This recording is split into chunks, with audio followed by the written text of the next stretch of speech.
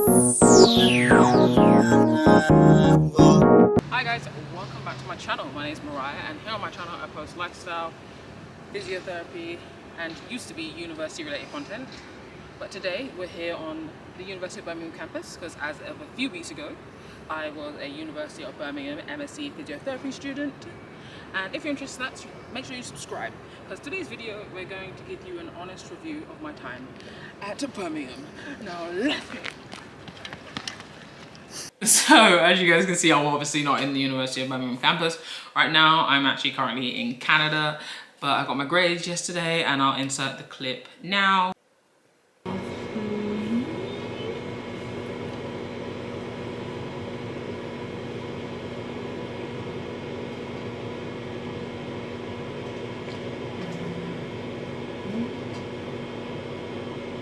So passed everything. Cool, so you saw that, I passed. Anyway, now I thought I would combine the videos and just give you a review here about my time at Birmingham.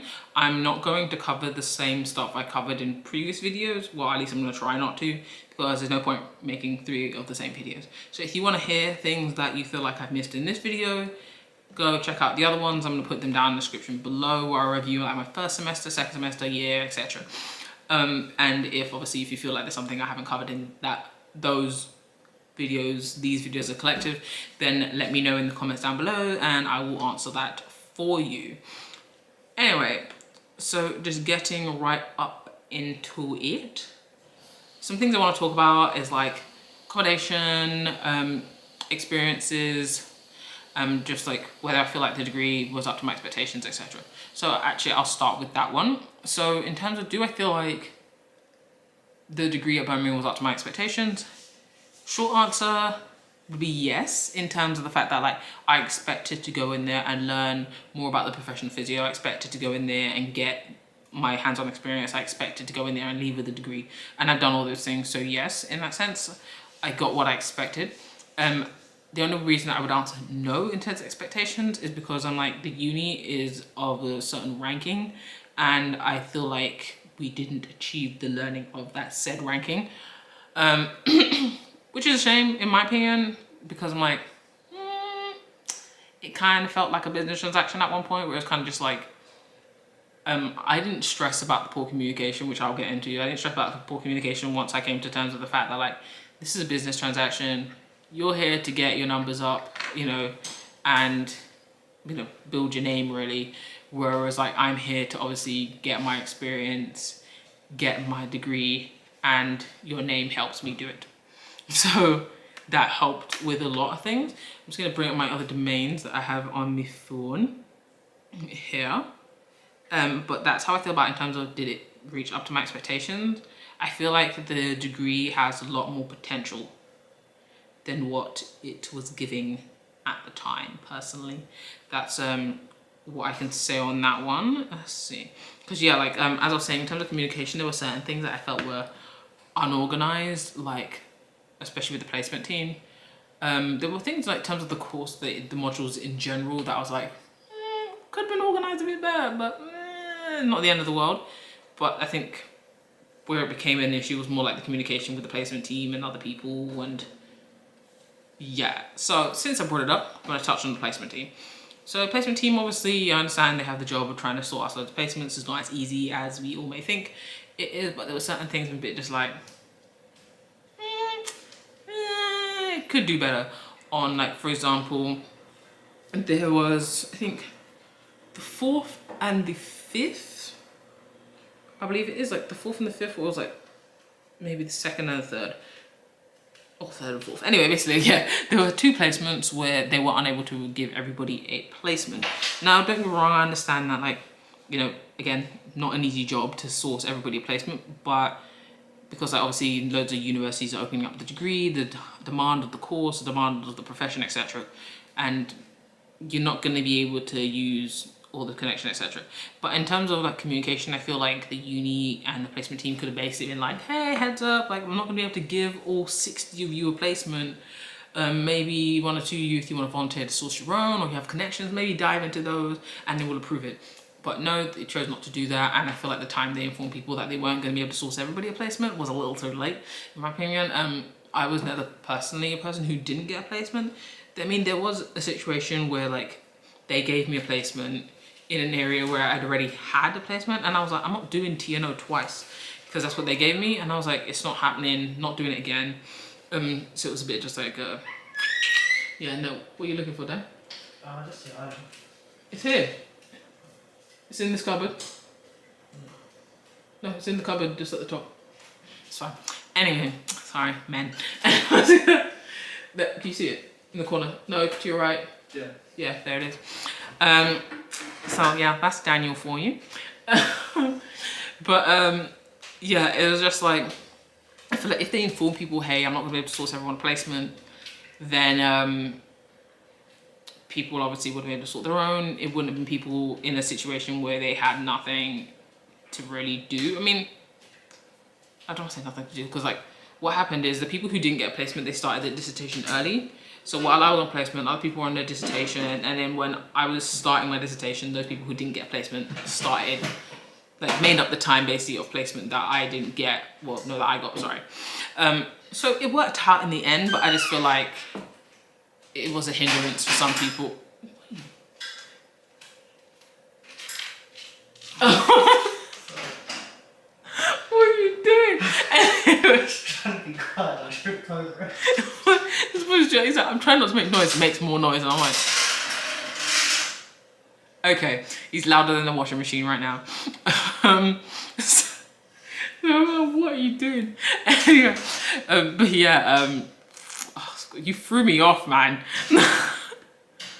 Yeah, so I was saying with the placement team, yeah, there were just certain things I was like, the communication could have been better.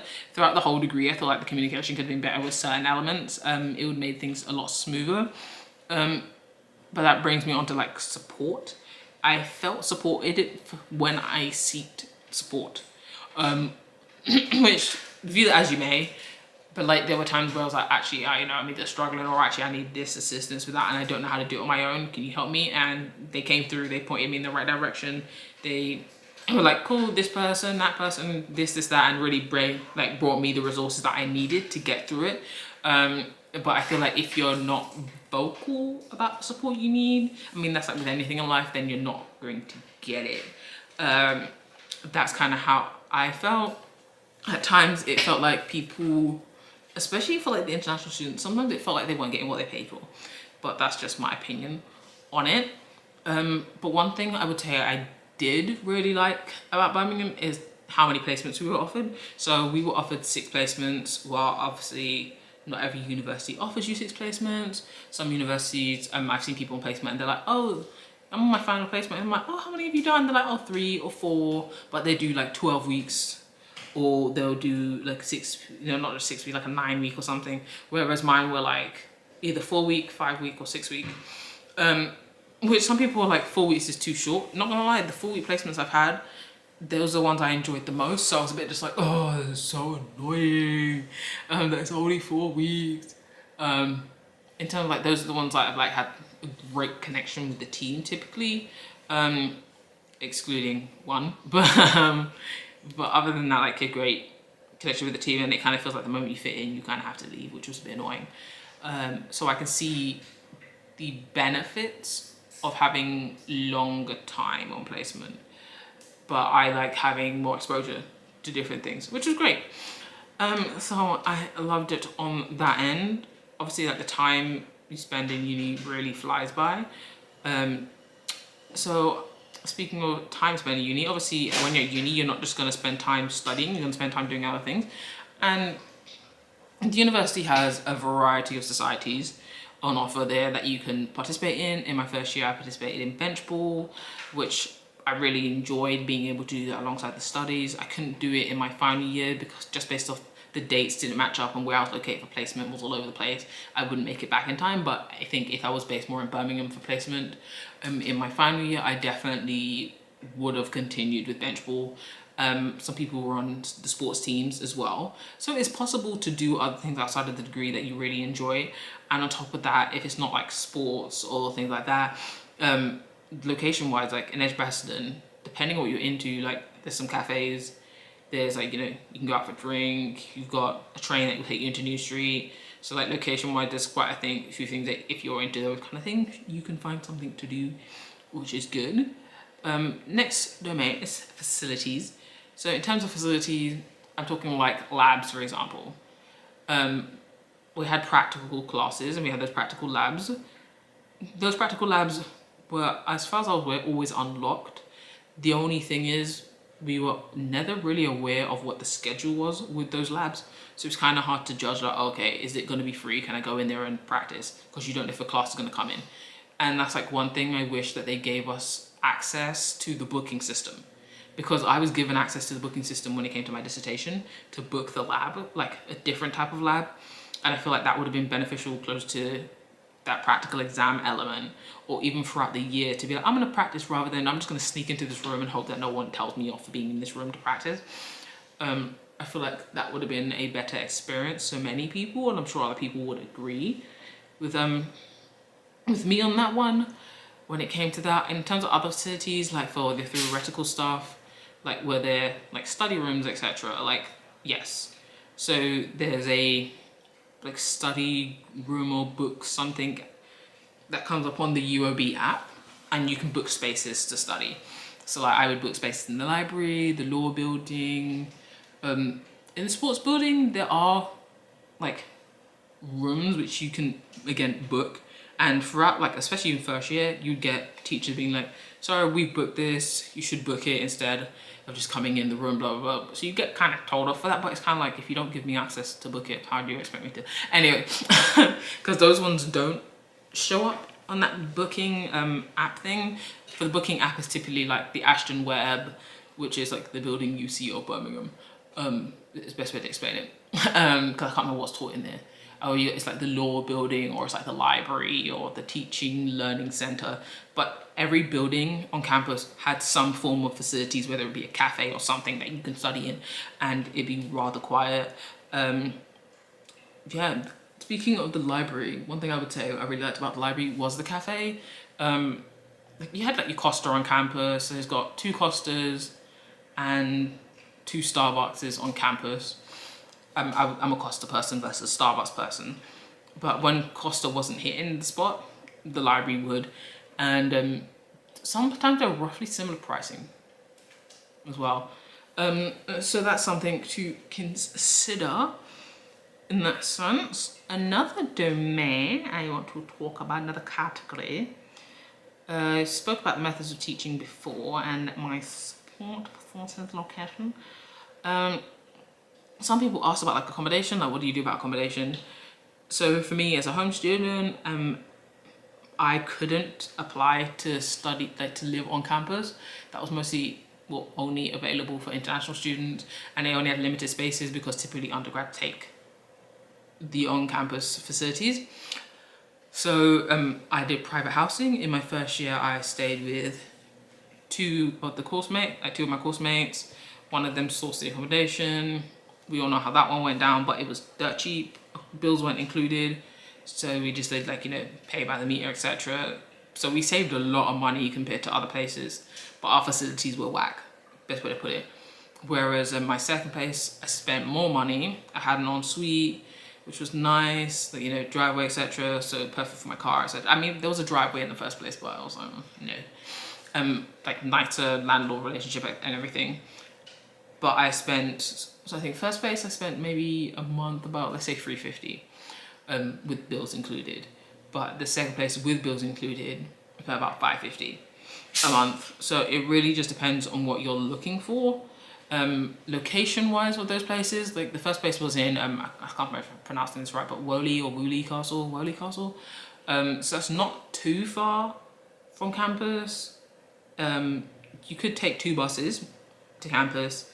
It made things slightly cheaper. I didn't want to be in the Selly Oak area because that's typically where most undergrads are, and I didn't want to be there.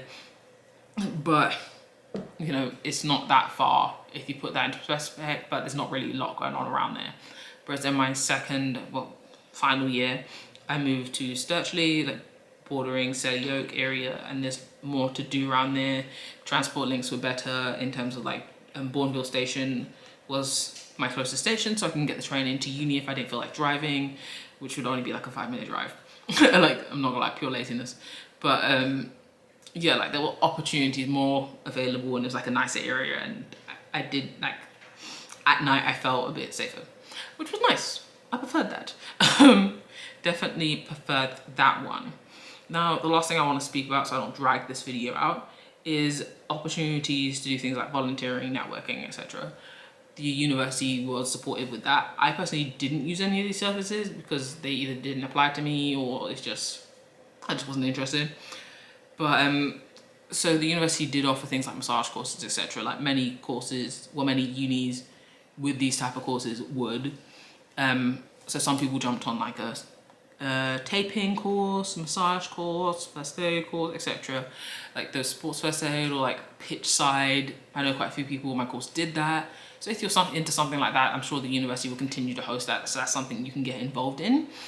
Other things was obviously the Commonwealth Games happened.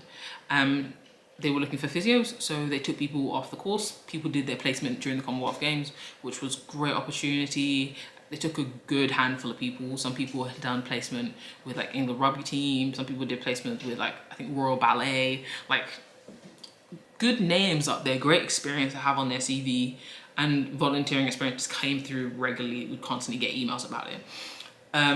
Job wise, if you want to stay in the East Midlands, the university, even still to now, they'll send out an email being like, a job has come up under Birmingham Hospitals Trust for a rotational physio. Like there's always something there, so they're very supportive in that sense. But I think from what I see here, for what I have written down, I have touched upon everything I wanted to speak about. But yeah, the 2 years flew by. If you're about to start the course, obviously enjoy it. Don't kill out yourself, that's what I'm gonna say, because at the end of the day, obviously grades are important, but grades don't make everything, especially in this type of profession, this type of course. How you are practically as a physio is obviously gonna be more important than you academically necessarily. So yeah, enjoy it. Let me know how you find it. And we are done. No longer a student. Yeah!